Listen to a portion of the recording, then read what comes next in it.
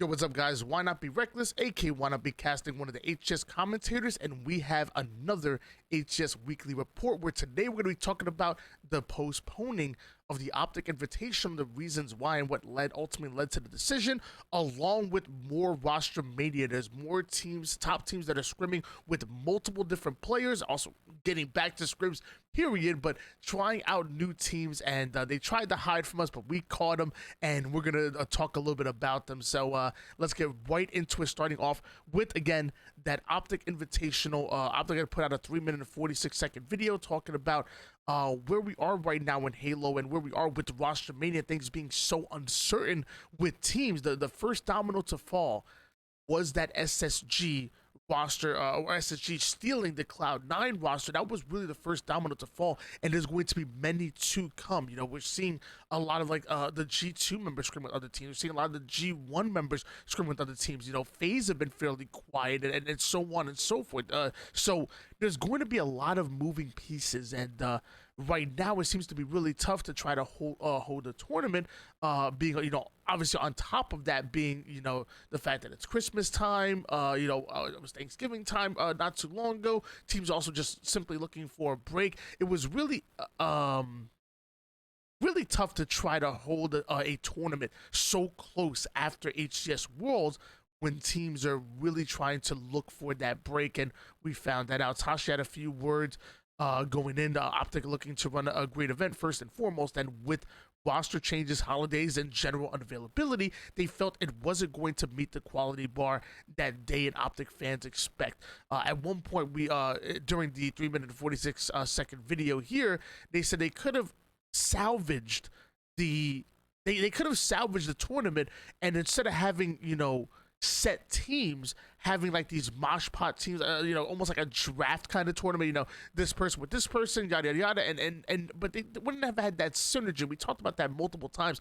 You can take 4 talented players, just throw them on a team, but it doesn't mean they're going to do well, especially against the likes of Optic, who have that home field advantage and are one of the best teams, if not the best team in the entire league. So really happy they didn't go that direction, and eventually says unfortunate, but we supported the decision and will work with Optic to make sure it lands in the right spot in 2023, and is something everyone can enjoy and look forward to. So again, the event is not canceled. In fact, the people that received refunded tickets are going to receive additional bonuses based on them buying the tickets for the first event, going into the second one, and they're going to receive additional bonuses going into that second one. Those haven't been exactly put out just yet, but that's going to be really cool.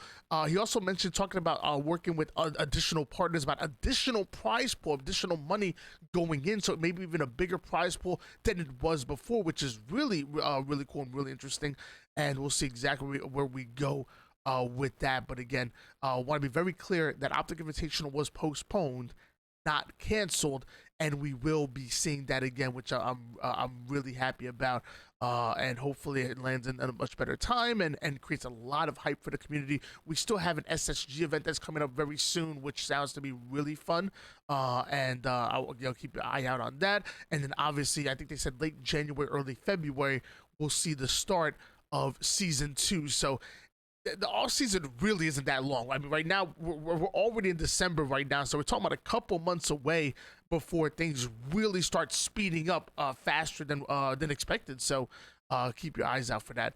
Enough about the Optic Invitational. Now let's talk a little bit about Rostermania, because it's still here. And when we're talking about Rostermania, we got to talk about one of the partnered squads, Quadrant, or what looks like Quadrant. I actually heard rumors of this team way back in Orlando. Coming together. You have 2 members of Ascend Legend and Sika, I believe. I was calling him Sika, and I apologize. I believe it's Sika is the proper way to say it, with Chick and SLG. So Chick and SLG, the 2 members, the 2 original members, I should say, of Quadrant, both SLG, a phenomenal IGL and just overall player. Chick, a part of that back-to-back overkills that I think would play of the year, which is insane. And then joining them, you have Legend and Sika, 2 members of that former Ascend roster, which is one of the most dominant rosters in international leagues than we've seen in quite some time, if not the most dominant one. And Ascend were really the best of the best, and so it's actually kind of surprising to see them go a totally different direction and now joining Chick and SLG. So now the question becomes, is this quadrant roster better than what Ascend was? And only time will tell. I think it definitely has potential to be the best team in EU that we've seen, not only this season but also even last season as well. And maybe, just maybe, breaking that stigma, or breaking that stronghold that was left, where I think it was Jimbo and the boys, who was they got their highest place in the EU history. I want to say it was top 6. Maybe this quadrant roster can tie that, if not do better, and see them make it into the top 4, which right now we've never seen an international team make it into that top 4. I'm going to mute my alerts. I apologize, boys. And the team they're going up against is YNOT and the boys, YNOT, Rain, Mental, and Carmea. This team was seen scrimming with McWin for quite some time, but more recently we've seen them really getting a lot of reps with Mental, including playing in an online esports arena tournament, $1,000 tournament. I was able to actually cast that event, and they were seen not only playing with Mental in that tournament, but also even winning it, which was insane. It was great for them, great momentum, and showing that they are the real deal. So new quadrant roster. Let me know what you guys think down below in the comments. Moving on, we're gonna talk about again the same roster scrimming, because YNOT and the boys definitely putting in the work. The one thing you can say about a team that's sporting YNOT is that they are not slackers. They put in that work, including on the new map Argyle, CTF.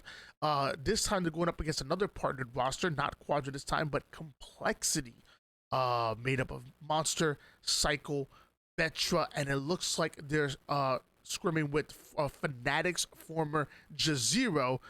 Zero, great play caller, great IGL capability, joining the likes of Complexity, which I believe Nirvanical was also that IGL player who's obviously filling in the role for. So maybe Zero can come in with that firepower, come in with that same amount of leadership, and really kind of co-lead the squad with Monster and get them to the next level. Obviously, Complexity have a ton of talent. When it comes to that online play, they have been absolutely incredible. They haven't exactly seen the same success on land that we want to see of them, but hopefully they can take that next step. Right now, this is the Complexity roster. I will say there are rumors of Complexity going after another roster. But as of right now, I believe Monster, Cycle, and Vetra are still signed with them, and it looks like they're running currently with Zero. Next up, we have Oxygen Esports. We saw Bohm, Nemesis, and Triton running with Gilkey of G2. Now they're running with Straight Sick of G2 as well. So again, every team really just trying to figure out what's the perfect mix. You know, obviously Gilkey's a phenomenal player. Obviously Jazeera's a phenomenal player. But you got to see how things mesh, both in the comms, both in the virtual battlefield. And we talk about it again and again. It's not just about taking, 4 individually talented players. It's about seeing how your play styles, how your communication, how everything, the full kit and caboodle, if you will, fits together. Oxygen Esports did absolutely phenomenal at Worlds. They had Collect playing under that roster on loan from Native, and now you're seeing them playing with Straight Sick, seeing how things go. With this was a 250-53 win over a new look Team War. Tony Two-Turn, Envoy, Rami, and then Squale coming in. Again, there's a lot to talk about here. I'm getting tired. Boy needs to breathe real quick. So Squale, formerly of G1. Well, I should say still signed with G1 to my knowledge, but testing things out. Tony Two-Turn, also formerly of G1 as well, and we're seeing them run together. This is the Team War roster minus Hysteria. I want to say minus Hysteria, and Squale coming in, and obviously didn't have the best performance against this Oxygen Esports. A little bit of 3-14 action. I'm sure he did better on the other games, because Squale is an absolute nuisance on the battlefield. We always see him having that super high accuracy, 69.51%, almost 70% accuracy coming out of Squale. The man simply hits his shots. I'm not sure Envoy played a whole game. He got 0 assists in a Slayer. Damn it, Envoy, you need more assists. But either way, Team War. not doing too well in the street strongholds. I'm sure they did better in the other map and game types, but yeah. So we have a new look Oxygen in addition to a slightly new look Team War, and then finally, not only did we see Oxygen, Team War running with Swale, but we also see Zero making his return here now. Not scrimming with we saw him earlier scrimming with Complexity. Now we're seeing him scrimming with the Team War boys as well. He has a little bit of experience with Rami, also Envoy. Actually, at one point, I kid you guys not, it was Envoy and Jazero on the same team, and I believe it was I want to say it was it was Septify, excuse me. I mean, it was Envoy, Jazero, and Septify, and I said they should pick up Tony Two Turn after they were or at least run with him after he was dropped from G1. So it's funny to see Envoy and Jazero teaming with Tony Two Turn and Rami forming of that Fnatic roster as well, because I really liked this roster together, and I think Tony Two Turn works really well with Envoy.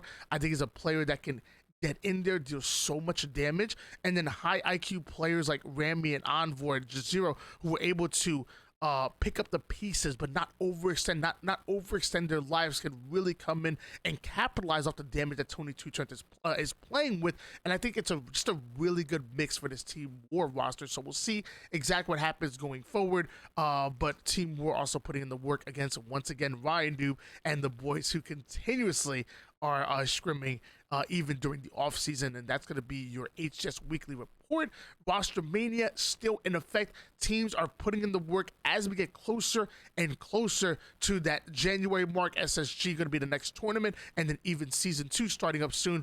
Things are going to start ramping up. Scrims are going to start happening up, obviously around the Christmas schedule, because we want to spend time with their families as well. But things are going to be really exciting in the HCS world. Season 2 being right around the corner. Thank you guys so much for stopping by the stream, the YouTube in this case. If you guys are watching on there, make sure you do stop by the stream, because we do these live in the morning times around 10 o'clock in the morning. It gets recorded, gets put on the YouTube the next morning, and I'm also putting out TikTok content, YouTube shorts, Twitter, and all that good stuff. If it's social media related and I could post Halo stuff to it, that's exactly what I'm gonna do.